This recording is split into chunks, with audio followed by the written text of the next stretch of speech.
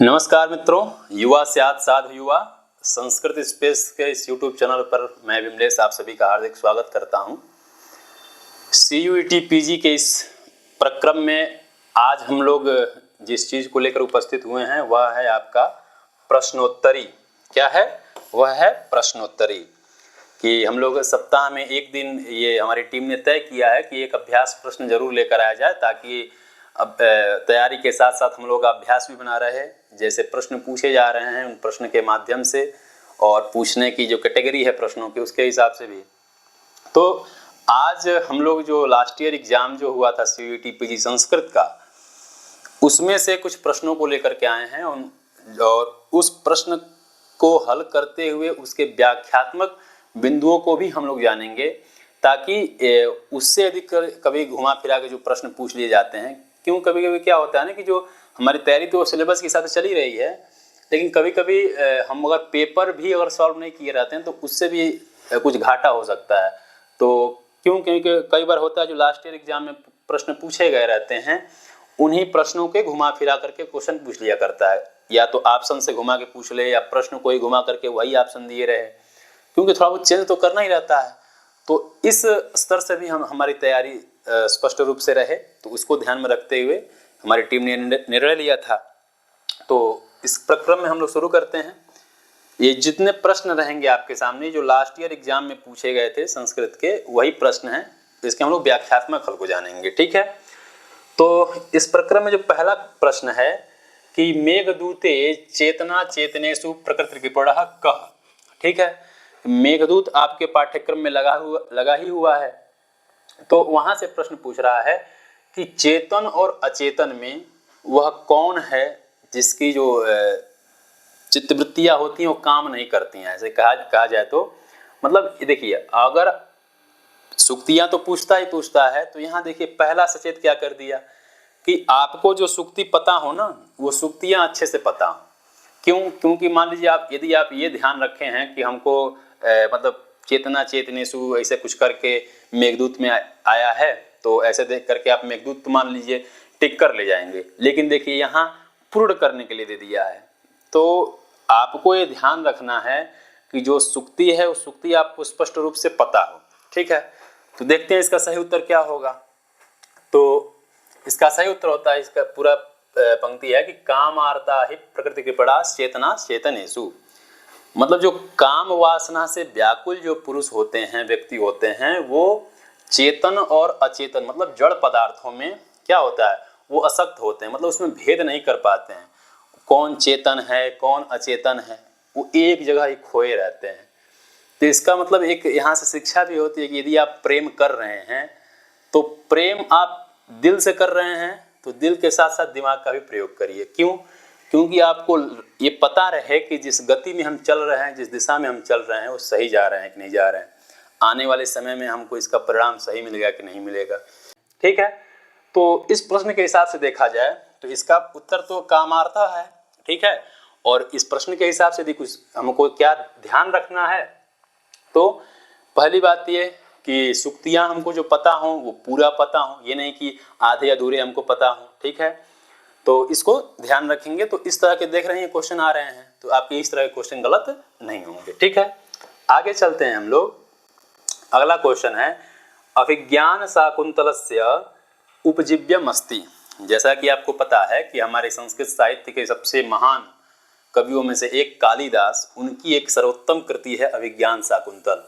ठीक है, तो पूछ रहा है कि अभिज्ञान शाकुंतल का उपजीव्य क्या है, मतलब जो कालिदास ने जो कथा वस्तु ली हुई है वो कहाँ से ली है। तो जैसा आपको पता है कि दुष्यंत और शकुंतला के प्रणय कथा को इस अभिज्ञान शाकुंतलम में बताया गया है, और जो दुष्यंत हैं वो पुरुवंश के नायक हैं। ठीक है, अभी देखिए यहाँ से एक क्वेश्चन तो आपको यहीं से हो गया कि दुष्यंत जो इसके नायक हैं, यहाँ मतलब इसके नायक कौन है, दुष्यंत हैं, और किस वंश के हैं, ये पुरुवंश के हैं। ठीक है, हालांकि इसका आपका सिलेबस में लगा हुआ है, तो आने वाले समय में इसकी क्लास अभिषेक सर लेने वाले हैं, तो उसके माध्यम से आपको पता चली जाएगा। लेकिन हम लोग थोड़ा देख लेंगे। तो दुष्यंत और शकुंतला इसके नायक नायिका हैं। ठीक है, ये पुरुवंश के हैं। तो पुरुवंश का वर्णन महाभारत में आता है। ठीक है, और महाभारत में आपको पता है कि महाभारत में कुल 18 पर्व हैं। उन 18 पर्वों में जो प्रथम पर्व है आदि पर्व, कौन पर्व? आदि पर्व, ठीक है। उस आदि पर्व में एक शकुंतलो उपाख्यान नाम का एक उपाख्यान है, ठीक है। तो उस उपाख्यान से इसकी कथा वस्तु ली गई है। तो इस प्रश्न के माध्यम से ये महाभारत का जो शकुंतलोपाख्यान है ये आपका विकल्प सही हो जाएगा। अब देखिए डायरेक्ट दे दिया है, मान लीजिए शकुंतलोपाख्यान आपको नहीं पता रहता कि ये महाभारत का ही शकुंतलोपाख्यान है, तब तो आपका क्वेश्चन गलत हो जाता। तो देखिए यहाँ सीधा दे दिया है, यदि और थोड़ा इसका करना रहता यहाँ आदि पर्व देता, तो आपको ये ध्यान रखना पड़ता कि किस पर्व में कौन से आख्यान है। तो यहाँ से इस विकल्प के माध्यम से क्या आपको जानना है कि जो महाभारत वाले वीडियो में जैसा कि हमने चर्चा भी किया था, किस पर्व का कौन सा जो विषय वस्तु है वो कौन कितना महत्वपूर्ण है, उन सभी विषय वस्तु पे हम लोगों ने चर्चा किया था। तो आप लोग यदि वीडियो नहीं देखे हैं तो एक बार देखिए, आपको आइडिया लग जाएगा। क्योंकि महाभारत, रामायण, पुराण इत्यादि आपके सिलेबस में लगे हुए हैं, ठीक है। तो इस हिसाब से ये सही है। रामायण भी आपके सिलेबस में लगा हुआ है, तो रामायण में भी कौन कौन आख्यान हैं उसको भी आप स्पष्ट रखेंगे, या रामायण के ऊपर रामायण को आधार बना करके कौन कौन से ग्रंथ लिखे गए हैं। जैसे मान लीजिए आपका इन्हीं का रघुवंश महाकाव्य है, ठीक है, रघुवंश है, भास का प्रतिमान नाटक है और अभिषेक नाटक है इत्यादि। इस प्रकार से ये रामायण के हैं, तो ये भी आप लोग ध्यान रखेंगे क्योंकि इसी तरह से क्वेश्चन पूछे जाएंगे। और एक दिया है हरिवंश पर्व, ठीक। तो महाभारत के जो 18 पर्व हैं, उन 18 पर्वों में जो बात कह दी गई है, लेकिन जो चीज़ें बची थी उनको भी कहना था, तो उसको हम खिल पर्व के नाम से जानते हैं। तो उस खिल पर्व के रूप में हरिवंश पर्व का नाम आता है, ठीक। तो यहाँ से दो तरह के क्वेश्चन पूछ सकते हैं कि हरिवंश पर्व का संबंध किससे है, या हरिवंश पर्व को क्या कहते हैं, ठीक है। तो इस तरह के बिंदुओं को आप लोग ध्यान रखेंगे, तो ये क्वेश्चनों के हिसाब से भी जो क्वेश्चन बन सकते हैं, आपके प्रश्न गलत नहीं होंगे, ठीक है। और इस प्रश्न के हिसाब से जो आपका उत्तर है ये ऑप्शन 4 ये सही होगा, ठीक। आगे चलते हैं हम लोग। आगे है हितोपदेशः कस्य कृते अस्ति। जो आपके पाठ्यक्रम का लास्ट यूनिट है उसमें हितोपदेश लगा हुआ है, और हितोपदेश से प्रश्न यहाँ पूछ लिया कि हितोपदेश किसकी कृति है, ठीक। तो पहले हम लोग चारों ऑप्शनों पर विचार कर लेते हैं। गुणाढ़ हैं, एक आचार्य हैं गुणाढ़, उनकी कृति है बृहत कथा। क्या है? बृहत कथा। बृहत कथा। कृष्ण मिश्र, ये हमारे एक हिंदी साहित्य के विद्वान हुए, वो कृष्ण मिश्र हैं। तो खैर इनका तो एक, क्योंकि ऑप्शन देना है। विष्णु शर्मा है। कौन है? विष्णु शर्मा हमारे संस्कृत साहित्य के प्रसिद्ध लेखकों में से एक हैं विष्णु शर्मा, जिन्होंने पंचतंत्र, जिसको हितोपदेश मतलब पंचतंत्र हितोपदेश की क्या किए हैं, रचना किए हैं, ठीक। तो इस प्रश्न के हिसाब से आपका क्या हो जाएगा, ऑप्शन सही हो जाएगा। इन्होंने क्या, और इसके बाद से चौथा विकल्प दिया है नारायण पंडित। तो नारायण पंडित ये हैं कि हमारे भारतीय ज्ञान परंपरा में इनका प्रमुख स्थान है, क्योंकि इन्होंने इकलौते मतलब कवि हैं जिन्होंने गणित के बारे में कुछ ज़्यादा बताया। इन्होंने दो, मतलब एक तरह से कहा जाए तो ये भारत के प्रमुख गणितज्ञों में से एक हैं। कौन? नारायण पंडित। और इन्होंने गणित कौमुदी, कौन?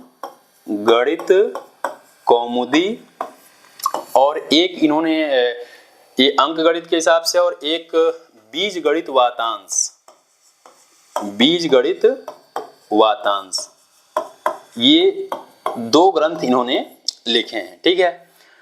तो अब देखिए एक प्रश्न से आपको कितने कितने प्रश्नों के बारे में पता चल रहा है, ठीक। कि बृहत कथा, मान लीजिए यही इस क्वेश्चन के स्थान पे ये पूछ दे कि बृहत कथा किसकी कृति है, ऑप्शन यही दे तो गुणाढ़ की है।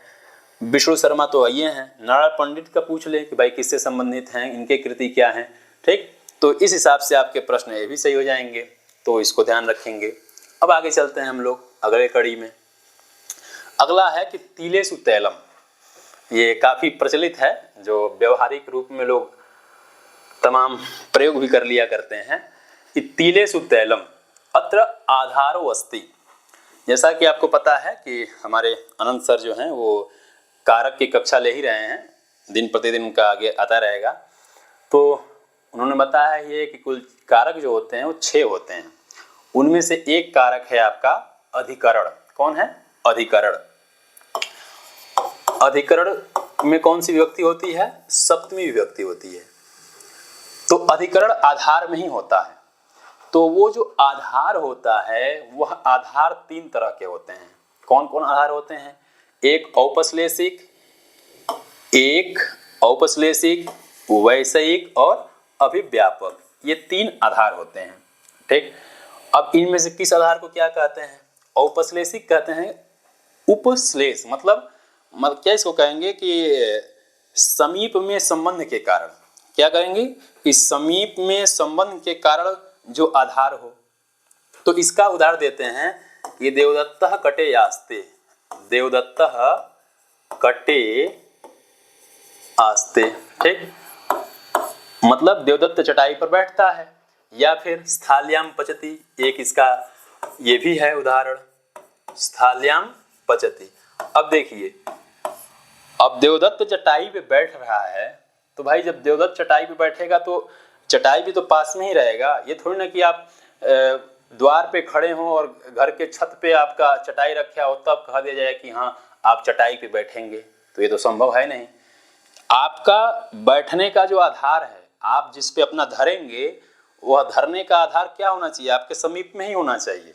तो देवदत्त जो अपना धर रहे हैं, जो बैठने को उनको दिया गया है, वह किस पे रख रहे हैं? चटाई पे। और वह चटाई कहाँ है? उनके समीप में ही है। तो इसलिए किसका उदाहरण हो जाएगा? औपश्लेषिक का।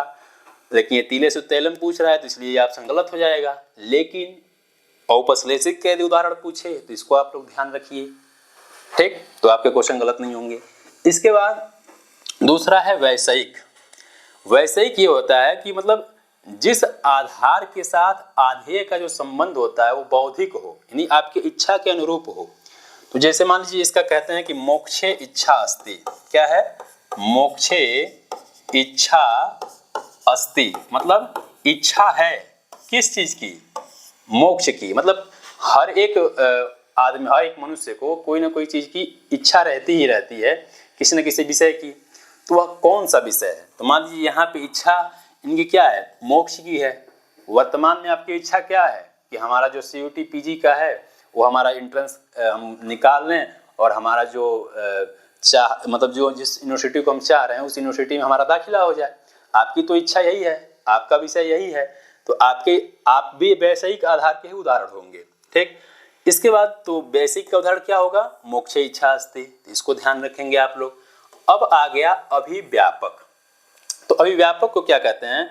मतलब जिस आधार के संपूर्ण अवयव में आधे क्या होता है? विद्यमान हो। तो तिलेषु तैलम, तो तिल का एक एक टुकड़ा, यदि तिल को आप ना एक एक तिल को भी अगर आप निचोड़ेंगे और उसको कुतरेंगे तो आपसे कुछ ना कुछ उसमें तेल जरूर निकलेगा। यानी एक तेल तो होता नहीं, तेल के जितने भी अवयव हैं उन सभी अवयवों में जो तेल है वो कहीं ना कहीं उसमें विद्यमान है, मतलब उसमें अभिव्यापक है। तो इसलिए इस तिलेषु तैलम का उदाहरण कौन हो, मतलब विकल्प कौन सही होगा? ये अभिव्यापक होगा। एक इसका और उदाहरण है क्या कि सर्वस्मिन् आत्मा अस्ति। सर्वस्मिन्, ठीक, मतलब सभी में आत्मा है। भाई आत्मा तो है ना, आत्मा तो सभी भी है। अगर आत्मा नहीं रहता तो हम लोग तो ऐसे ही निठले टाइप के रहते हैं। अभी वैषयिक कुछ ऐसे आधार में होता ही नहीं है। तो इस प्रकार से इस प्रश्न के माध्यम से आप लोगों ने क्या क्या जाना? ठीक, यहाँ से क्वेश्चन पूछ दे कि आधार कितने होते हैं, तो 3 आधार होते हैं। उन तीनों आधारों में कौन कौन होते हैं? तो औपश्लेषिक, वैषयिक, अभिव्यापक, ये 3 आधार होते हैं। उन तीनों आधारों के कौन कौन से उदाहरण हैं ये आप लोगों ने जान लिया। तो इस प्रश्न के हिसाब से आप लोग कितनी चीज़ों को जान लिए? तो ऐसे चीज़ों को आप लोग ध्यान रखेंगे तो आपके यदि इस तरह के प्रश्न आएंगे तो बिल्कुल गलत नहीं होंगे। ठीक है, और इसका उत्तर जो होगा ये अभिव्यापक सही होगा। ठीक है, आगे चलते हैं हम लोग अगले प्रश्न पे। द्वियमुनम, यार पीछे रहो। द्वियमुनम समास का है, जैसा कि अनंत सर ने आप लोगों को क्लास ले लिया है समास का। तो संक्षेपीकरण को क्या कहते हैं? समास कहते हैं। 2 या 2 से अधिक शब्द जब आपस में मिल करके एकत्र हो जाते हैं, ठीक, तो उसको क्या कहते हैं? समास कहते हैं। और हमारे वरदराजाचार्य जी जो लघु सिद्धांत कौमुदी के लेखक हैं, उन्होंने समास को समास की संख्या कितनी मानी है? उन्होंने समास की संख्या 5 मानी है। केवल समास, अव्ययी भाव, तत्पुरुष, बहुव्रीहि और द्वंद्व। ठीक, तो उसमें जो अव्ययी भाव समास है, आप लोग यदि समास का वीडियो नहीं देखे होंगे तो उसको देखिएगा। उस अव्ययी भाव समास में एक सूत्र है नदीभिश्च। कौन सूत्र है? नदीभिश्च। ये कहता है कि संख्यावाची शब्दों के साथ सुबंत प्रातिपदिक के साथ समास, मतलब संख्यावाची जो शब्द हों उनका सुबंत प्रातिपदिक के साथ समास होता है। ठीक, तो इसके 2 उदाहरण हैं। एक पंचगंगम है और दूसरा द्वियमुनम है। तो इसका करते हैं कि पंचानाम गंगानाम समाहारः इति पंचगंगम, द्वयोः यमुनयोः समाहारः क्या? द्वियमुनम। तो इस हिसाब से अव्ययी द्वियमुनम किसका उदाहरण है? तो अव्ययी भाव समास का है। ठीक, तो इस प्रश्न का उत्तर तो ये सही हो जाएगा। लेकिन अगले समास में न जाते यदि ये इसी क्वेश्चन के हिसाब से देखें तो इस क्वेश्चन के हिसाब से मान लीजिए पूछ दे कि पंचगंगम या द्वियमुनम, इन दोनों का लौकिक विग्रह क्या है, अलौकिक विग्रह क्या है, यह इसमें जो समास होता है वो किस सूत्र से होता है, तो इसको यदि आप ध्यान नहीं रखेंगे तो कहेंगे कि ये क्वेश्चन तो नया टाइप का है। लेकिन देखिए, आप यदि क्वेश्चन को आप सॉल्व किए रहेंगे तो इस हिसाब से प्रश्न जो पूछे जाएंगे तो आपके प्रश्न गलत नहीं होंगे। तो तैयारी के साथ साथ जो प्रश्न पूछे गए हैं उस पर आपका डिमांड अच्छे से होना चाहिए। ठीक है, तो वैसे ही प्रश्न गलत नहीं होंगे। बाकी आप द्विगु, बहुव्रीहि, तत्पुरुष इत्यादि के जो किसको तत्पुरुष कहते हैं, किस समास में कौन सा पद प्रधान होता है, जैसे अव्ययी भाव में पूर्व पद, तत्पुरुष में उत्तर पद, बहुव्रीहि में अन्य पद और द्विगु में द्वंद्व में क्या होता है? उभय पद की प्रधानता होती है। तो इसको यदि ध्यान रखेंगे तो इस तरह के जो क्वेश्चन पूछे जाएंगे वो आपके गलत नहीं होंगे। ठीक है, आगे चलते हैं हम लोग। कह रहा है कि अपादानादि विशेषैहि अविवक्षितम कारकम अस्ति। अविवक्षित कारक क्या होता है? तो 6 कारकों में जो कर्म संज्ञक हैं उनमें एक सूत्र है अकथितंच।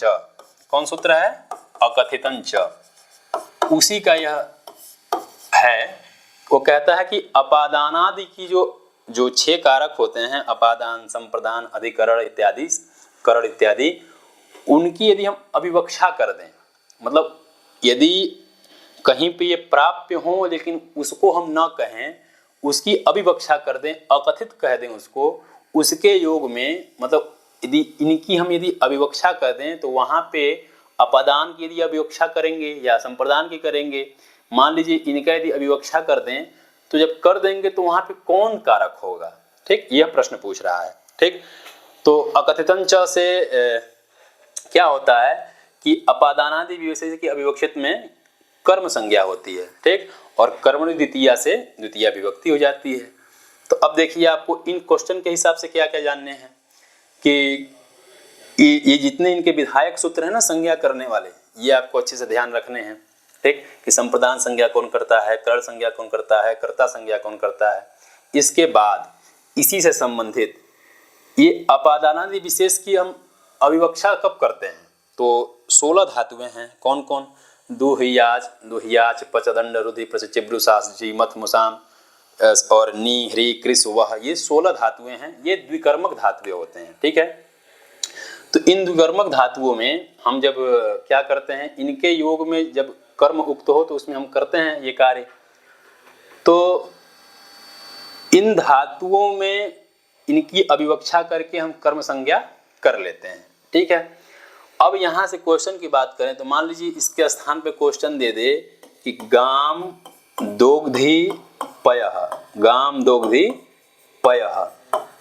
ठीक, अब यहाँ गाय से दूध दूहता है, दूध निकालता है दूध, तो यहाँ गाम में क्या है? अपादान है। अपादान की अविवक्षा की गई है, लेकिन अपादान की विवक्षा करते, लेकिन यहाँ पे करना क्या है? हमको कर्म संज्ञा करनी है।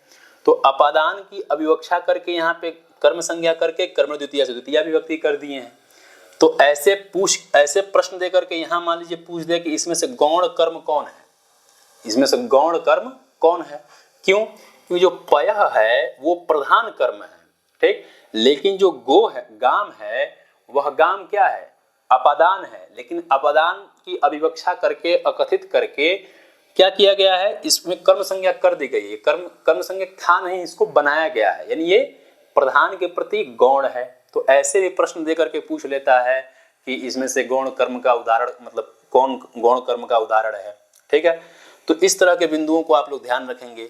तो जो अनंत सर आपको बताएंगे, लेकिन जो दुह, याच, पच, दंड, रुधि इत्यादि जो धातुएं हैं, इन धातुओं के जो वाक्य हैं, उस वाक्य में आप क्या ध्यान रखना है कि कौन गौण कर्म है और कौन प्रधान कर्म है, ठीक है। तो ऐसे प्रश्न पूछ लिया करते हैं, तो आपके गलत ना हो, इस बिंदु से ये विशेष है। अब आते देखिए, फिर से कारक का ही प्रश्न आया। करा कि अपवर्गे का विभक्ति ही युज्यते, ठीक, कि अपवर्ग में कौन किस विभक्ति का हम प्रयोग करते हैं। तो पहले तो जानिए कि अपवर्ग कहते किसे हैं। तो कहते हैं कि अपवर्गः फल प्राप्ति, मतलब जब आप कोई क्रिया करते हैं और क्रिया करके जब कार्य संपन्न करते हैं, तो कार्य संपन्न करने के बाद जिसके लिए कार्य कर रहे हैं, जिस फल की प्राप्ति के लिए कार्य कर रहे थे, उस फल की प्राप्ति भी हो जाए।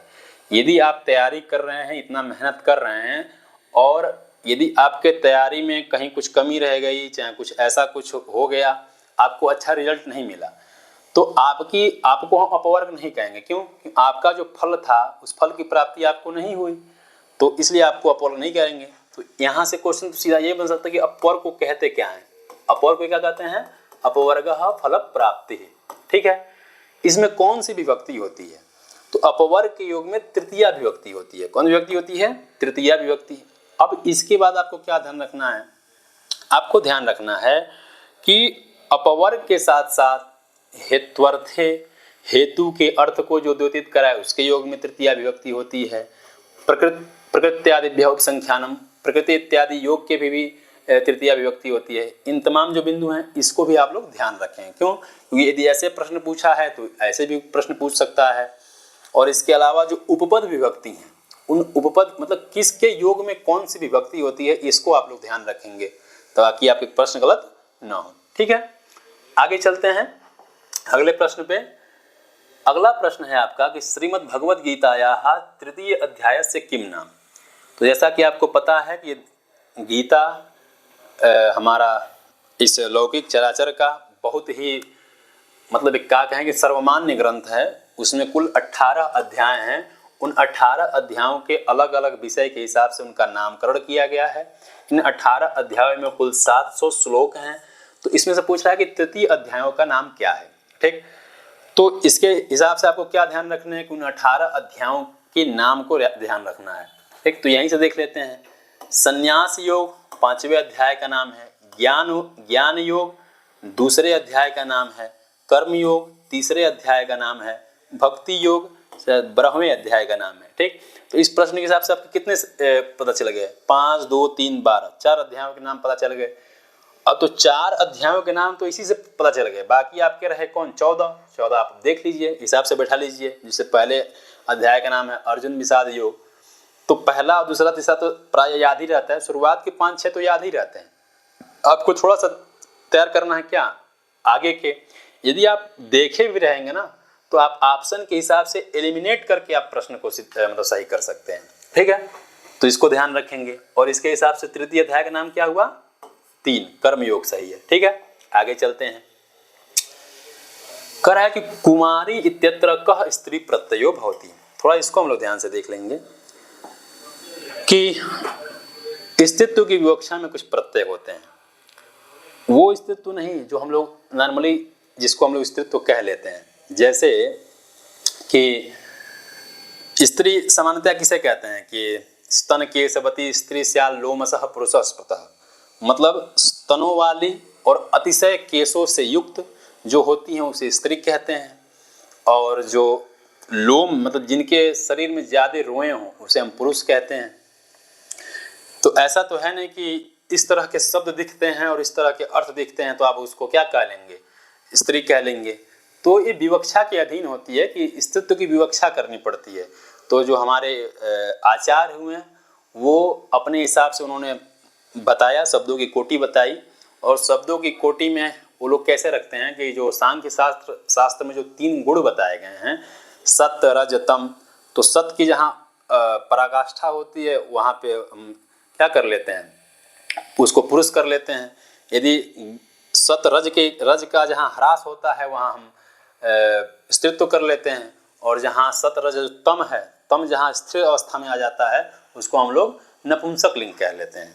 तो इसके हिसाब से लोग विवक्षा करते हैं। लेकिन आपको ये ध्यान करना है कि स्त्रीत्व की विवक्षा में किस शब्द में कौन से प्रत्यय होते हैं, ठीक है। तो उसको देखिए, तो एक सूत्र है वयसि प्रथमे।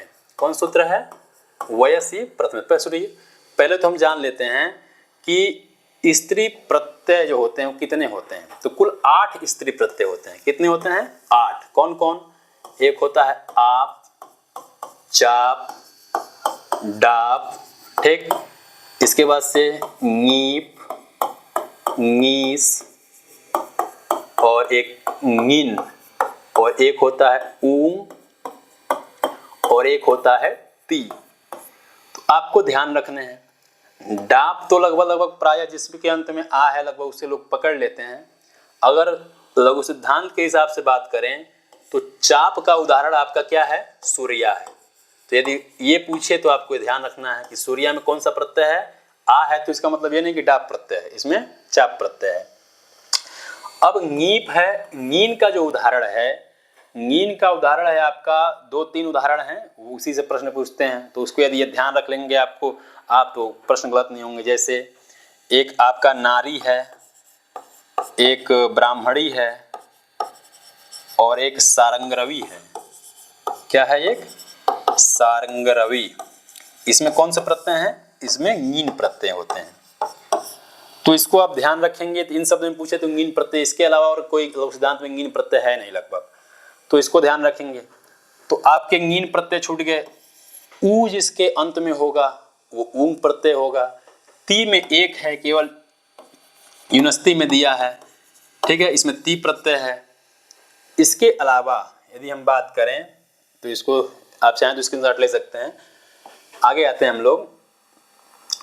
क्या है कि अब पूछ रहा है यहाँ पे कि इसमें कौन सा प्रत्यय हुआ है। तो नीप प्रत्यय के कुछ हम लोग प्रमुख उदाहरण देख लेते हैं। तो किसमें किसमें नीप प्रत्यय होते हैं? जैसे एक है आपका भवती, भवती में नीप है, भवती, पचंती, भवंती। इसके बाद से आपका गार्गी, गार्गी के बाद कुमारी। ये सब आपके क्या हैं? कुछ फेमस शब्द हैं जिसमें नीप प्रत्यय हुए हैं। तो इसमें से कुमारी में कौन सा प्रत्यय हुआ है? तो नीप प्रत्यय हुआ है। अब इस कुमारी के साथ साथ आप लोगों ने इतने शब्दों को भी जान लिया। तो इस इतने शब्दों को ध्यान रखेंगे तो नीप से यदि प्रश्न पूछे जाएंगे तो आपके गलत नहीं होंगे। वैसे प्रथमे कहता है कि जो यदि जो प्राणियों के जो कालखंड, मतलब जो अवस्था विशेष का जो प्रथम चरण होता है जिसे हम बचपन कहते हैं, उसको हम वयस कहते हैं। उसका जो वाचक शब्द हो उसमें क्या करता है? वो नीप प्रत्यय करता है। तो कुमार क्या कहते हैं? बचपन, जो कुमार अवस्था में हो, किशोरावस्था में हो, इसको क्या कहेंगे हम? बचपन की अवस्था को ही कहते हैं।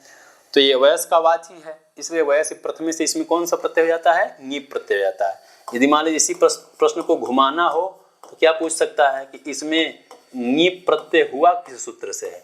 तो वयस प्रथमे से हुआ है, ठीक है। नीन का उदाहरण आप देख ही लिए। क्विप जो है वो स्त्री प्रत्यय के अंतर्गत नहीं आता है। कुल 8 स्त्री प्रत्यय आते हैं जिसको हम लोगों ने अभी जाना, ठीक है। तो इसको आप लोग ध्यान रखेंगे। आगे चलते हैं अगले क्वेश्चन पे कि वरुणस्य विशेषणम अस्ति। अब देखिए वेद से ये क्वेश्चन है कि वरुण जो है, वरुण का विशेषण है। तो पहले तो वरुण के बारे में कुछ जान लेते हैं। वरुण जो है, वरुण सूक्त है। क्या है? वरुण सूक्त है। वरुण सूक्त द्वितीय मंडल के 21वां नंबर का सूक्त है। नहीं, माफ करिएगा, ये है प्रथम मंडल का 25वां, प्रथम मंडल का 25वां सूक्त। तो ये पूछ दे कि वरुण, अब मान लीजिए इस क्वेश्चन को घुमाना हो तो क्या घुमा सकता है कि वरुण सूक्त, वरुण की बात किस सूक्त में आई है, तो प्रथम मंडल में। प्रथम मंडल का ये 25 नंबर का सूक्त है। कुल इसमें 21 मंत्र हैं। क्या है? कुल 21 मंत्र हैं, मतलब 1, 25, 21, आप लोग ऐसे ध्यान रखेंगे। कुल 21 मंत्र हैं। इसके जो ऋषि हैं वो सुनह सेप हैं। कौन है? इसके जो ऋषि हैं वो सुनह सेप हैं, और इसमें जो छंद है वो गायत्री है, और देवता तो खुद वरुण जी हैं। भाई इनको खुश करेंगे तो यही ना आएंगे, ये थोड़ी ना कि इनको खुश करेंगे तो इनके पप्पा आएंगे। तो अब तो ये तो वरुण के बारे में कुछ सामान्य जानकारियां रही, ठीक, तो इसको आप लोग ध्यान रखेंगे। इसके अलावा आप पूछ रहा है कि विशेषण कौन किसका है, तो आप लोग चारों विशेषणों पर बात कर लेते हैं। तो ये जो गोपा विशेषण है ये अग्नि का है। गोपामृतस्य दीदिवम, ठीक, तो ये अग्नि का विशेषण है। ये बलदा है, यह आत्मदा बलदा यस्य विश्वम प्रशंसम यस्य देवा, यह हिरण्यगर्भ का विशेषण है। किसका है? हिरण्यगर्भ का, ठीक। उरुचक्षा ये आपका वरुण का है, और जैसा कि आप लोग सुने भी होंगे कि जो वज्रहस्त है वो इंद्र है। वज्रहस्त का ठेका इंद्र भगवान लिए हैं। तो अब इस 4 ऑप्शनों के माध्यम से आपको कितनी चीज पता चले कि गोपा किसका है, बलदा किसका है, उरुचक्षा किसका है, वज्रहस्ता किसका है। यदि इसी प्रश्न को घुमा के पूछना होगा तो यही सब पूछेगा, और क्या ही पूछेगा। तो ऐसे आप लोग बिंदुओं को ध्यान रखेंगे, तो ऐसे यदि प्रश्न पूछे जाएंगे तो आप गलत नहीं होंगे, ठीक है। आगे चलते हैं। अगला क्वेश्चन है कि ततो अहंकारः इति अहंकारस्य उत्पत्ति कुतो भवति, मतलब अहंकार इति अहंकारस्य उत्पत्ति, मतलब अहंकार की उत्पत्ति किससे होती है। तो आप लोगों ने अभिषेक सर वाली सांख्य दर्शन का जो वीडियो देखे होंगे तो उसमें अभिषेक सर ने बताया है कि जो सांख्य दर्शन का जो सृष्टि क्रम है वो क्या है। तो आइए जान लेते हैं थोड़ा बहुत हम लोग। तो सर्वप्रथम कुल सांख्य जो है, सांख्य कुल 25 तत्व मानता है, ठीक है, 25 तत्व और 3 प्रमाण, ठीक है। अब कौन कौन से हैं, अब का सृष्टि क्रम देखते हैं, कौन किससे उत्पन्न होता है। तो प्रकृति से उत्पन्न होता है महत, जिसको हम बुद्धि भी कहते हैं। महत का अपर नाम क्या है? बुद्धि। महत से उत्पन्न होता है अहंकार। महत से क्या होता है उत्पन्न? अहंकार। अहंकार से उत्पन्न होता है एकादश इंद्रिय। क्या? एकादश इंद्रिय और पंच तन मात्राएं। कौन? पंच तन मात्राएं। इससे उत्पन्न होते हैं पंच महाभूत, ठीक। तो ये तो सांख्य दर्शन का सृष्टि क्रम है कि किससे क्या उत्पन्न होते हैं। प्रकृति से महत, महत से अहंकार, अहंकार से एकादश इंद्रिय, पंच तन्मात्रा, पंच तन्मात्रा से पंच महाभूत, ठीक। तब इस प्रश्न में क्या पूछ रहा है कि अहंकार की उत्पत्ति किससे होती है। तो महत से आपकी अहंकार की उत्पत्ति होती है। इसके अलावा पंचभूत की उत्पत्ति पंच तन्मात्राओं से, ठीक, और प्रकृति से इन 16 गणों की उत्पत्ति होती है। तो किससे क्या उत्पत्ति होती है आप लोग ध्यान रखेंगे। तो उत्पत्ति से भी सांख्य, क्योंकि आपका सांख्य दर्शन लगा ही हुआ है, दर्शन क्या दर्शनानी लगा हुआ है, तो उस सांख्य से क्वेश्चन पूछता है। तो यहाँ से यदि क्वेश्चन पूछेगा तो क्या पूछेगा, इस तरह क्वेश्चन यही नहीं पूछ लेगा। मान लीजिए आगे पूछना हो तो पूछ देगा कि महाभूत की उत्पत्ति किससे होती है, या महत को अपर नाम से क्या जानते हैं, मतलब महत को हम एक अन्य नाम से क्या जानते हैं, तो बुद्धि कहते हैं। ये महत बुद्धि के कितने भेद इत्यादि होते हैं, ठीक है। तो सामान्य चीजें हैं, उसको आप लोग ध्यान रखें। कितने तत्व होते हैं, कौन कौन से होते हैं, कितने प्रमाण मानता है, कौन दर्शन कितने प्रमाण मानता है, इस सबको आप लोग ध्यान रखने हैं, ठीक है। आगे चलते हैं हम लोग अगले प्रश्न पे। अगला प्रश्न है कि श्वेता श्वेतरोपनिषद केन वेदेन संबंधितम। जैसा कि पता है आपको कि चारों संहिताओं के अपने अपने वेद हैं, तो कौन सा उपनिषद किस वेद से संबंधित है जान लेते हैं।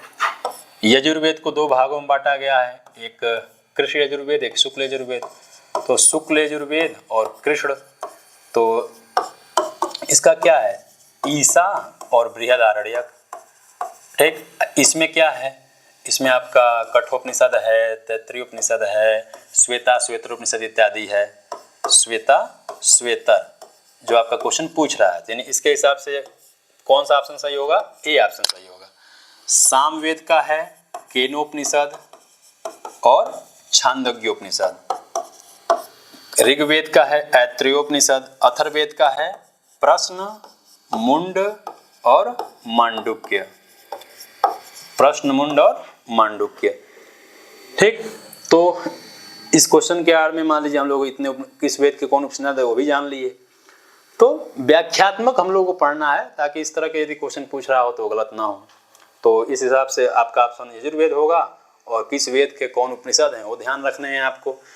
ये एक तरीका बताता है कि अगर हमको क्वेश्चन को पढ़ते हुए यदि हमको जानना है, क्वेश्चन को लगाते हुए हमको किस चीज़ को ध्यान रखना है, तो वो आप लोग ऐसे ध्यान रख सकते हैं। ठीक है, आगे चलते हैं कि सुलभ सूत्राणि केन वेदांगेन संबद्धानि। जैसा कि आपको पता है कि वेदांग कितने होते हैं, 6 वेदांग होते हैं। उन 6 वेदांगों में सुलभ सूत्र किसके अंतर्गत आता है? तो वेदांग की जो क्लास है वो शिवम सर लिए हैं, उसमें बताया ही है कि छंद, निरुक्त, व्याकरण और कल्प। ठीक, तो यहाँ से आपको जानने क्या है, ये मानव शरीर में इस वेदांगों का मतलब कौन कौन सा स्थान दिया गया है। देख, तो छंद पादौ तु वेदस्य, व्याकरण क्या है, मुख है, कल्प क्या है, निरुक्त क्या है, शायद नयन है, और कल्पस क्या है, कल्प आपका शायद कान है। ठीक, तो इसको आप लोग ध्यान रखेंगे कि किसको क्या माना जाता है। इसमें से सुलभ सूत्र किसके अंतर्गत आता है? तो जैसा कि आपको पता है कि कल्प सूत्र के 4 भेद होते हैं। कौन कौन? एक श्रौत सूत्र, सुलभ सूत्र, धर्म सूत्र और गृह्य सूत्र। उन 4 सूत्रों में एक सूत्र कौन है? सुलभ सूत्र। ठीक है, तो किसके अंतर्गत माना जाएगा? वो कल्प के अंतर्गत माना जाएगा। ठीक है, तो इस प्रश्न का उत्तर कौन सही होगा? Option number 4। ठीक, तो इन बिंदुओं का मतलब क्वेश्चन क्या कह रहा है कि आपको जो वेदांग लगा हुआ है उस वेदांग में आपको वेदांग तो पढ़ने हैं और वेदांग में भी इन चीजों को विशेष ध्यान रखना है। ठीक है, तो यही सब पूछेगा वेदांग में, और क्या ही पूछेगा, तो इसको ध्यान रखेंगे आप लोग। आगे चलते हैं, अगला क्वेश्चन है आपका कि ऋग्वेदस्य ब्राह्मणम अस्ति। ऋग्वेद का ब्राह्मण कौन है? तो जैसा कि आप क्रम से देख लीजिए, आर्षेय ब्राह्मण सामवेद का है, गोपद ब्राह्मण अथर्ववेद का है, तैत्रीय ब्राह्मण कृष्ण यजुर्वेद का है और ऐत्रेय ब्राह्मण ऋग्वेद का है। ठीक है, तो इन सभी ब्राह्मणों को ध्यान रखेंगे। तो इस प्रश्न का कौन सा ऑप्शन सही होगा? Option number 4। ठीक है, आगे चलते हैं हम लोग। अगला क्वेश्चन है आपका यावत जीवेत सुखम जीवेत। अगर इसके हिसाब से चलेंगे ना तो है तो बहुत अच्छी बात, लेकिन रोड पे ला देगा ये। कह रहा है कि यावत जीवेत सुखम जीवेत ऋणम कृत्वा घृतम पवेत। ऋण लीजिए, घी पीजिए, इस हिसाब से कह रहा है। अस्मिभूतस्य देहस्य पुनरागमनम कुतः, क्योंकि जो शरीर है दोबारा मिले उलेगा नहीं। ये मतलब कह रहा है कि जो भी कह रहा हो, तो ये पूछ रहा है कि ये सिद्धांत किस दर्शन का है। तो हालांकि ये दर्शन किस दर्शन का सिद्धांत है? ये चरवाक दर्शन का सिद्धांत है। तो इस क्वेश्चन का उत्तर तो मान लीजिए चरवाक दर्शन सही होगा। लेकिन इस प्रश्न के माध्यम से हमको क्या जानने हैं? तो इस प्रश्न के माध्यम से जानने हैं कि किस दर्शन के कौन कौन से जो महत्वपूर्ण सिद्धांत हैं वो हमको ध्यान रखने हैं, ताकि अगर इस क्वेश्चन के स्थान पर कोई और क्वेश्चन पूछना होगा तो वही ना पूछेगा, और क्या पूछेगा। तो इसका तो आपका चरवाक दर्शन हो गया। अब जान लेते हैं और दर्शन। जैन दर्शन है जिसका स्यादवाद जो सिद्धांत है वो काफी फेमस सिद्धांत है। इस स्यादवाद को ही सप्तभंगी न्याय ही कहते हैं। उन सप्तभंगी न्यायों के अंतर्गत कौन कौन सप्तभंगी हैं उनको आप लोग ध्यान रखेंगे। उन सप्तभंगियों के क्रम को ध्यान रखेंगे। स्याद अस्ति, स्याद नास्ति, स्याद अस्ति च नास्ति च, स्याद अस्ति, स्याद मतलब स्याद अस्ति वक्तव्य, स्याद अस्ति च वक्तव्य, स्याद नास्ति, मतलब ये 7 जो हैं इसको आप लोग ध्यान रखेंगे। वेदांत दर्शन का विवर्तवाद काफी फेमस है ये सिद्धांत वेदांत का, इसको ध्यान रखेंगे। बौद्ध दर्शन का जो एक शून्यवाद है, इसके बाद प्रतीत्य समुत्पादवाद है, संघातवाद है, नैरात्म्यवाद है और क्षणभंगुरवाद है, इत्यादि जो सिद्धांत हैं इन दर्शनों के आप लोग ध्यान रखेंगे। अगर मान लीजिए अगर ऐसे बिंदुओं को ध्यान रखे हैं और क्वेश्चन मान लीजिए वो नहीं पूछा, ऑप्शन में दिया हो, तो कम से कम ये तो आप कर ले जाएंगे कि एलिमिनेट तो कर लेंगे कि मान लीजिए दे दे कि स्यादवाद किसका है किसका नहीं है, तो इसमें से दिया हो और जैन दर्शन नहीं दिया हो तो कुल मिलाने की बात यह है कि आप यदि जाने रहेंगे तो कहीं ना कहीं आपको काम आना ही आना है। आपके मतलब मेहनत जीवन में कभी कोई खराब जाता ही नहीं है। आपको कब कौन सा मेहनत कब काम आ जाए ये कोई नहीं जानता है। आप क ख ग ABCD इत्यादि कब याद किए रहते हैं, नहीं कब कोई पूछ देता है, डेली थोड़ी ना रटते हैं। तो आप ऐसे जब ध्यान रखेंगे तो कहीं से भी क्वेश्चन पूछे आपको बिल्कुल सहायता करेंगे ये सब बताने में, ठीक है। तो ये हैं आपके, इसको ध्यान रखेंगे आपको। आगे चलते हैं हम लोग 16वें क्वेश्चन पे। महाभारते श्रीमद्भगवद्गीतायाः वर्णनम कस्मिन् पर्वणि। जैसा कि आपको शुरू में ही बताया कि महाभारत में कुल कितने पर्व हैं। महाभारत में कुल 18 पर्व हैं।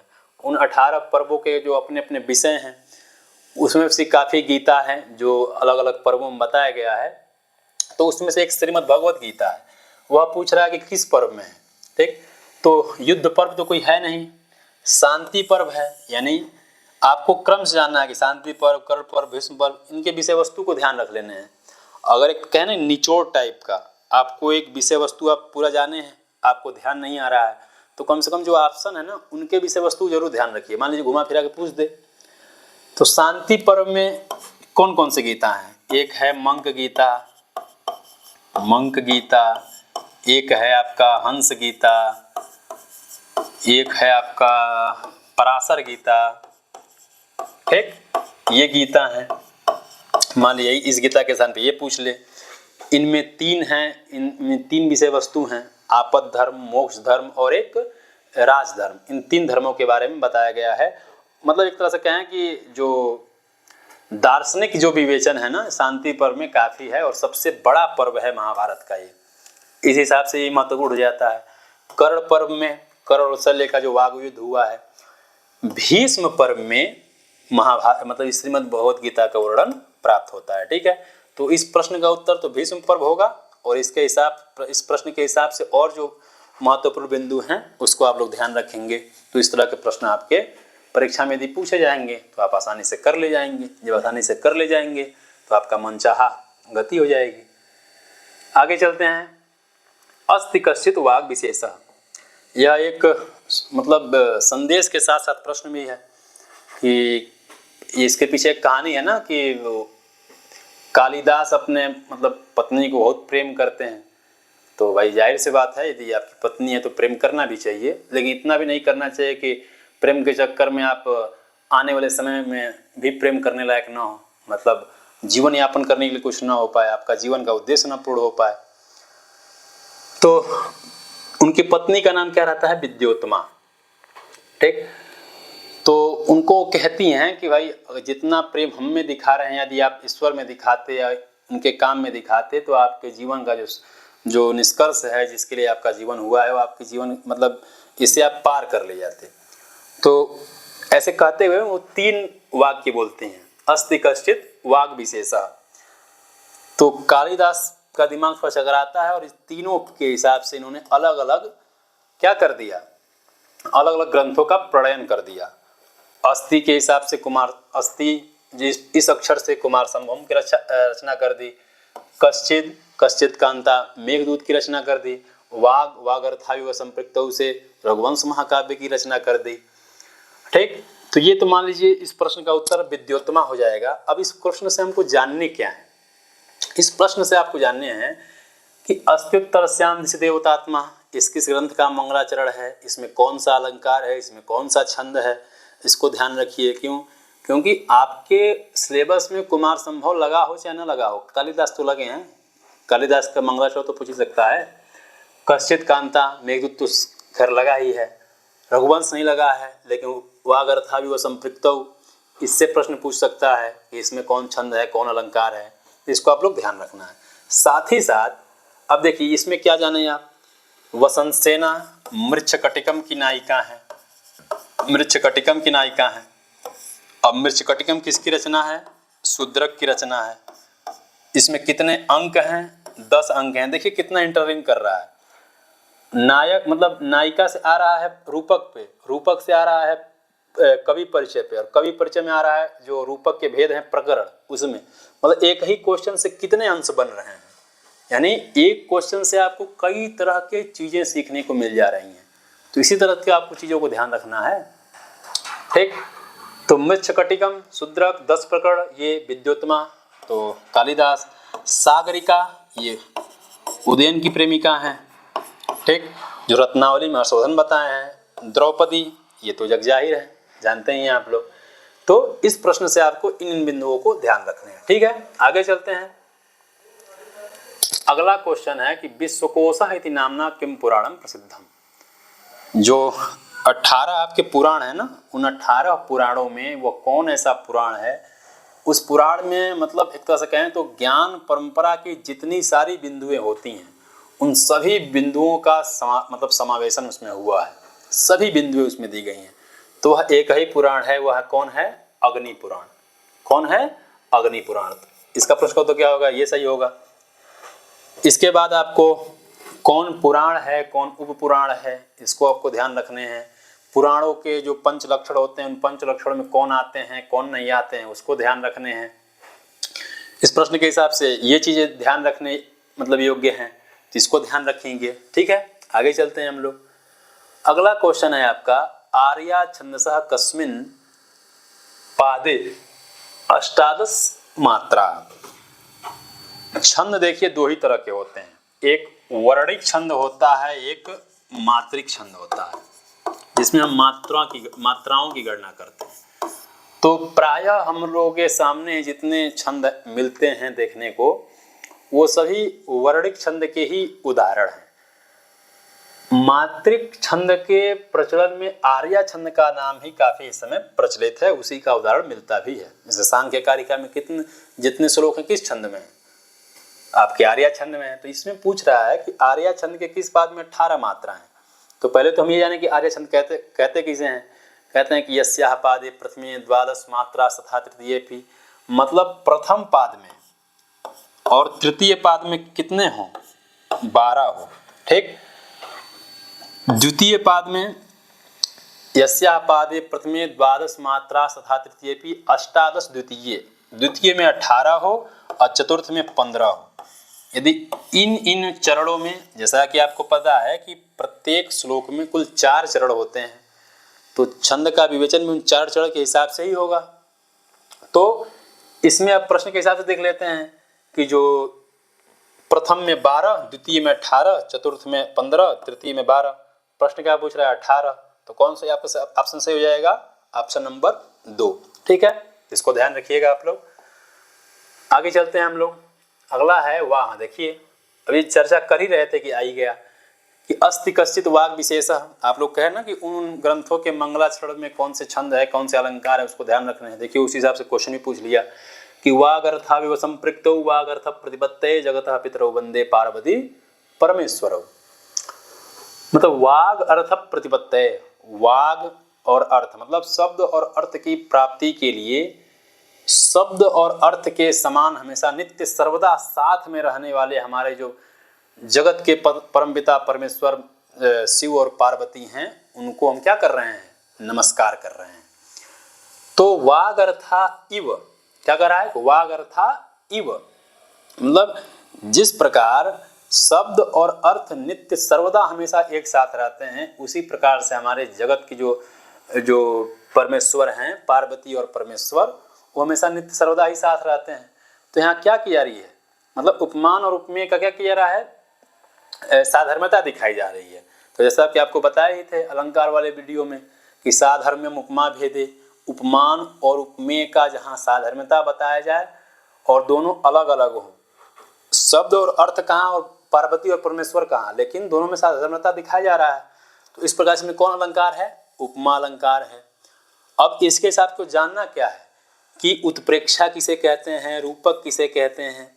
तो उत्प्रेक्षा का लक्षण क्या है, रूपक का लक्षण क्या है, तो इन सब बिंदुओं को आप लोग ध्यान रखेंगे ताकि इस तरह के जो प्रश्न पूछे जाएंगे आपके गलत नहीं होंगे। ठीक है, आगे चलते हैं।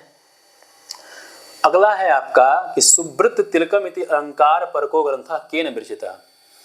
जो सुब्रत तिलक नाम का जो ग्रंथ है वो किसके द्वारा रचित की गई है?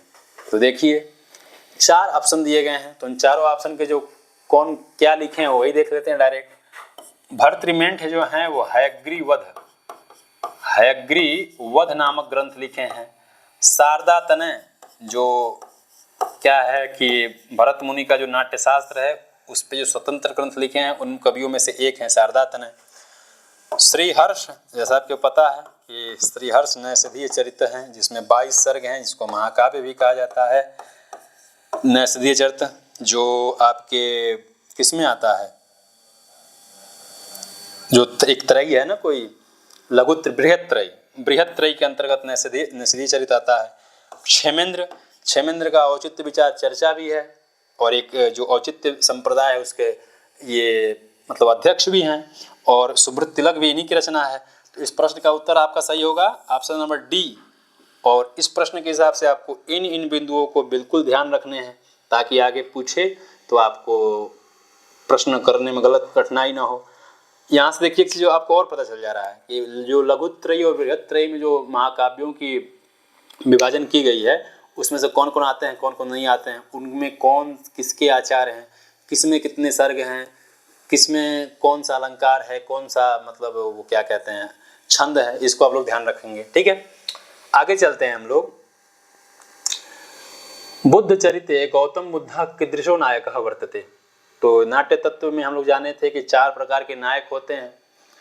उन 4 प्रकार के नायकों में बुद्ध चरित्र का जो नायक है गौतम बुद्ध, वो किस प्रकार के नायक हैं।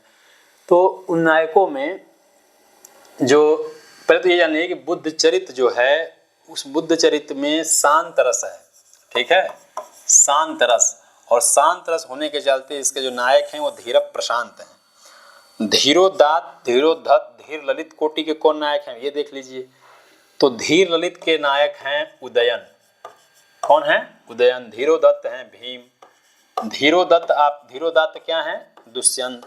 मान लीजिए अगर इसी क्वेश्चन को अगर उलटफेर करना हो तो दे दे कि अभिज्ञान शाकुंतले दुष्यंत जो है वो कीदृशः नायकः वर्तते, वो कैसे नायक हैं? तो धीरोदात्त नायक हैं। धीर प्रशांत तो ये हैं ये। ठीक है, तो इसको आप लोग ध्यान रखेंगे कौन किस कोटि का नायक है। आगे चलते हैं हम लोग अगले कड़ी में। हाँ, आगे कह रहा है कि मम्मटादिभिः उत्तरवर्तिभिः आचार्य नवमः रसः स्वीकृतः। जैसा कि आपको पता है कि जो 6 संप्रदाय हैं उन 6 संप्रदायों के जो प्रथम संप्रदाय है रस संप्रदाय, रस संप्रदाय के प्रवर्तक आचार्य भरत मुनि हैं। वो भरत मुनि ने 8 रस ही माने हैं, लेकिन 9 जो अभिनव गुप्त उनके जो व्याख्या किए हैं उनके हिसाब से भरत 9 रस मानते हैं, लेकिन नाटक के यदि संदर्भ में बात की जाए तो नाटक में वो 8 ही रस स्वीकार करते हैं। दृश्य काव्य के लिए 8 रस स्वीकार करते हैं। शांत रस होता है लेकिन उसको वहां पे स्वीकार नहीं करते हैं। क्यों? क्योंकि आप शांत रस का मंचन नहीं कर सकते हैं, लेकिन स्वीकार करते हैं। लेकिन उनके जो बाद आचार्य हुए उन्होंने कहीं ना कहीं नौम रस जो शांत रस है उसकी मान्यता अन्य आचार्यों ने दी है।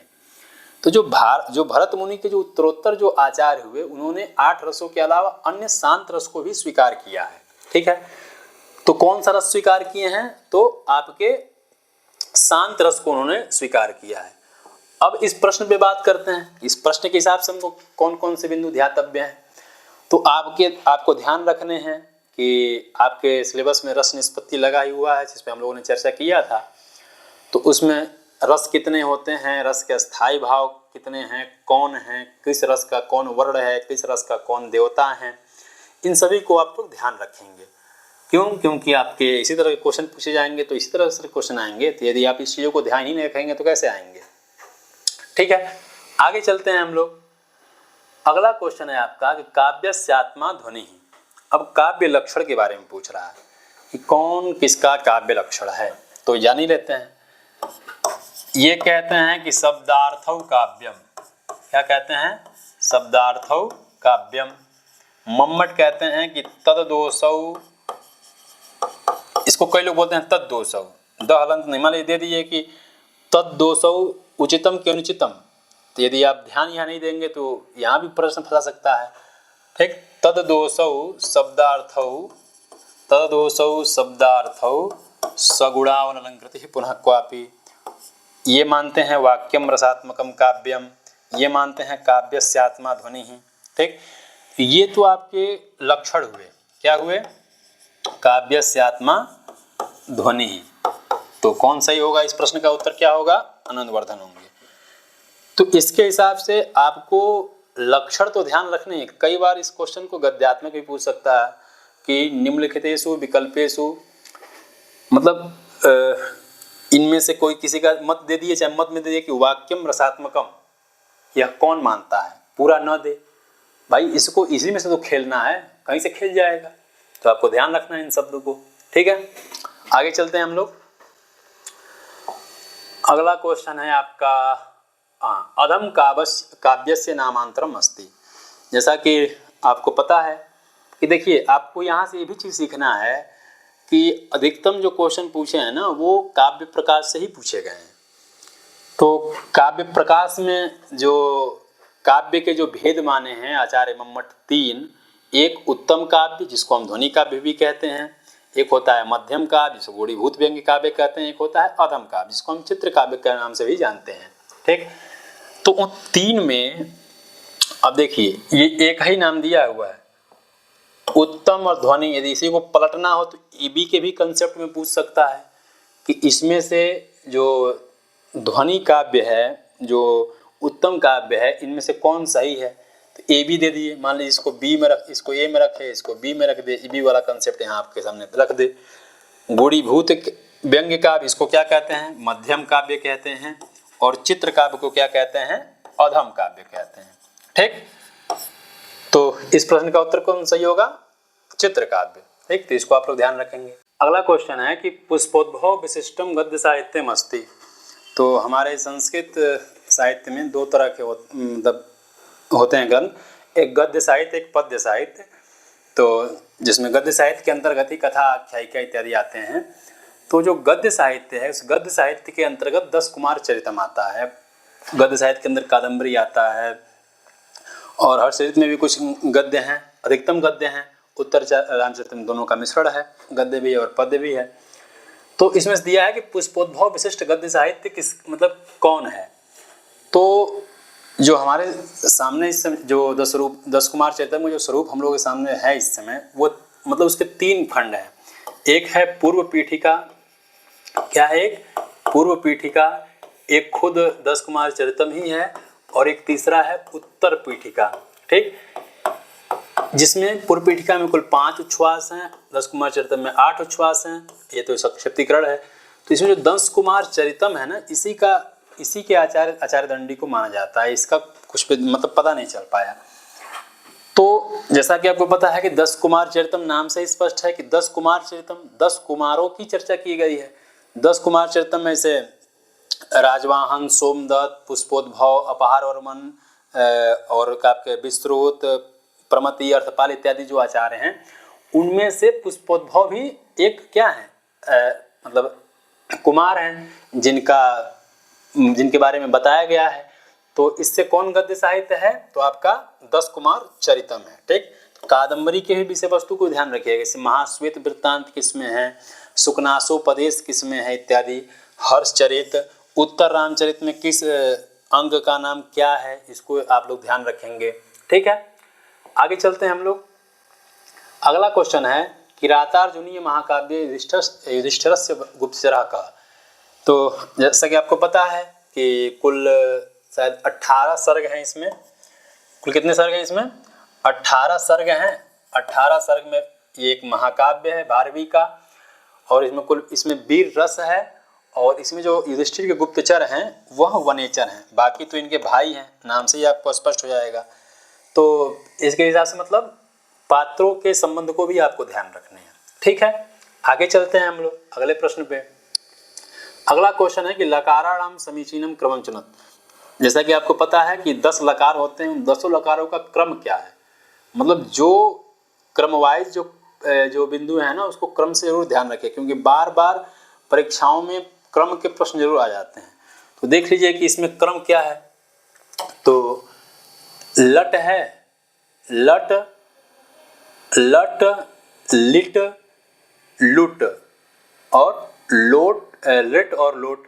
तो ये देख लीजिए कि ए बी, ए है और उसके बाद लिट है। तो एडी देखिए किसमें है। तो एडी आप देख रहे होंगे कि फर्स्ट में ही मिल जा रहा है। ADB लूट, लूट के बाद आपका आ जाएगा लिट, लिट के बाद आ जाएगा आपका लोट। ठीक, तो मान लीजिए इसके हिसाब, इसके बाद आपको दे दे कि जो तिप्त जे इत्यादि हैं उनका क्रम पूछ दे, तो आपके सबके क्रम को भी सु जैसे इत्यादि सबके क्रम को ध्यान रखना है। ठीक है, तो इस तरह के क्वेश्चन आपके गलत नहीं होंगे। आगे आते हैं अगले क्वेश्चन पे कि महाभारत से आदि शरणाम पर्वणाम समीचीनम क्रमचनम। जैसा कि आपको महाभारत की वीडियो में बताए भी थे कि जो आपके 18 पर्व हैं, उन 18 पर्वों के नाम को आपको अच्छे से याद रखने हैं, क्रम को जरूर ध्यान रखने हैं। तो देखिए उसमें क्रम क्या है, तो आदि पहला पर्व आप जानते ही हैं कि आदि है, तो आदि से पहले पर्व होगा आदि, सभा, वन, विराट, उद्योग, भीष्म। ठीक, एक क्रम से दिया है। तो ई कहाँ है, देखिए 2 में ई है।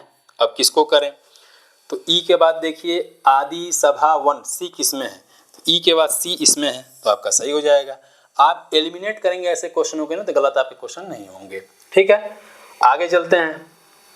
अगला क्वेश्चन है आपका 2 कथन दिए गए हैं। इस साहित्य दर्पण के अनुसार जो लक्षणा के भेद होते हैं वो 80 प्रकार माने हैं, बिल्कुल माने हैं, तो आपका यह कथन सही है।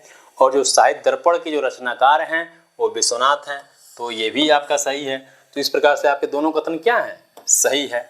तो इस हिसाब से आपके कथन का भी मतलब इसमें बता रहा है कि कथन के पैटर्न कैसे होंगे। ठीक है, तो ऐसे क्वेश्चन आपको ध्यान रखने हैं। अगला क्वेश्चन है आपका सूची 1 के साथ सूची 2 का मिलान कीजिए।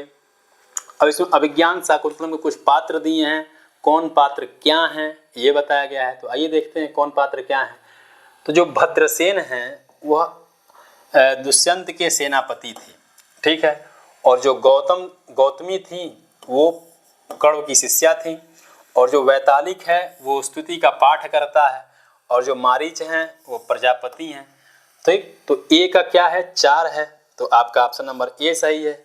अब इस प्रश्न के हिसाब से किस चीज़ को ध्यान रखना है इस विषय में बात करें तो आपका ये दे सकता है कि चूँकि आपके पाठ्यक्रम में अभिज्ञान शाकुंतलम लगा भी हुआ है, तो कौन क्या इसमें से करता है, कौन किससे संदेश भिजवाता है, कौन प्राप्त करता है, इसमें से कौन शकुंतला की सखी हैं, दुष्यंत से संबंध कौन है, इत्यादि चीज, इन बिंदुओं को आप लोग ध्यान रखेंगे। ठीक है, मतलब पात्रों का परिचय आपको अच्छे से आता हो, मिला जुला के बात यह है। ठीक है, आगे आते हैं।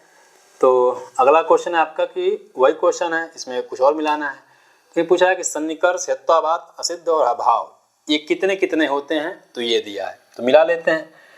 तो इसमें हमको मिलाना, सन्निकर्ष आपको पता है कि कुल 6 सन्निकर्ष होते हैं। ठीक, संयुक्त, संयुक्त समवाय, संयुक्त समेत समवाय, समवाय, समेत समवाय, विशेष और विशेष से भाव। तो इसी यहाँ से क्वेश्चन पूछना हो तो इसमें से पूछ दे कि 6 सन्निकर्षों में से नहीं आता है। हेत्वाभास कुल 5 होते हैं। ठीक, उन 5 में कौन कौन है इसका नाम याद रखिएगा। असिद्ध 3 होते हैं, साधारण, असाधारण, अनुपसंहारी, ध्यान रखिएगा। ये तर्क संग्रह में असिद्ध के 3 भेद होते हैं, तर्क भाषा में 2 ही माने जाते हैं। अभाव के कुल 4 भेद होते हैं, प्राग भाव, प्रध्वंसा भाव, अत्यंता भाव, अनन्या भाव। अब इन सभी के आपको उदाहरण ध्यान रखने हैं। उदाहरण के बाद हो सके उदाहरण ही आप ध्यान रखेंगे तो हो जाएगा, लक्षण तो आपको पता ही होगा। ठीक है, मिला देते हैं। ए का 4 और किसी में नहीं है, बाकी आपका ऑप्शन ए सही है। ठीक है, तो इन प्रश्नों के हिसाब से आपको किन बिंदुओं को कैसे ध्यान रखना है ये आपकी एक समझ बनी होगी। तो जब भी आप प्रश्न लगाएंगे उन प्रश्नों के हिसाब से और क्या आप जान सकते हैं, उन चारों विकल्पों में विचार करिए तो आपको पता चल जाएंगे कि प्रश्न कैसे पूछेंगे। ठीक है, तो आज के वीडियो में बस इतना ही। आप लोग अपनी तैयारी अच्छे से चलाते रहिए, और जो हमारे जो वीडियो पे जो बताए गए हैं उनको आप लोग अच्छे से देखिए, नोट्स बनाइए। ठीक है, तो सभी को नमस्कार। युवा से साधु युवा।